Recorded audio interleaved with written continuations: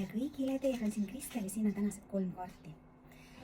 Puhastame energia küünlaga ning mõelge mõttes valmis. Valige siis välja kaart või kaardid, küsige oma küsimus või küsimused, soovige oma soovi ja kuulake ära, mis kaartidel teil öelda on.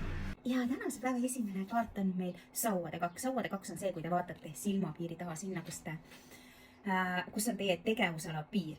Sellepärast te soovite laieneda, see on see kaart, kus te näete, ütlete, jaa, ma tean, ma oskan, mul on nendes piirides hea ja mugav olla, aga ma tahan rohkemat. Ja siin te alustate selle rohkema loomist. See on see kaart, kus te ütlete, okei, aga ma tahan teha seda paremini, ma tahan teha seda ägedamalt.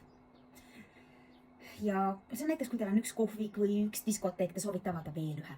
Kui teil on üks küünesalong, te soovite avada näiteks kas juuksurisalongi või veel ühe küünesalongi. Kui teil on üks pood, te soovite avada teise või üks YouTube'i kanal, te soovite avada teise YouTube'i kanali. Ja see on see kaart, mis ütleb teile, et see on väga-väga edukas ja te peaksitegi sellega jätkama.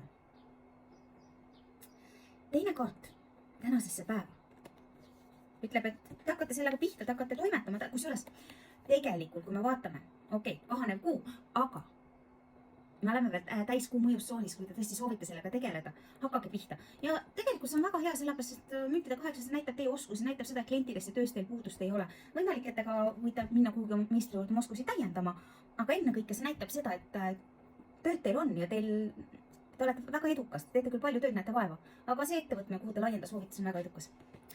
Ägedad kaardid, kuulge, andke tuld ja homsete kaartidega näeme juba homme. Tšau!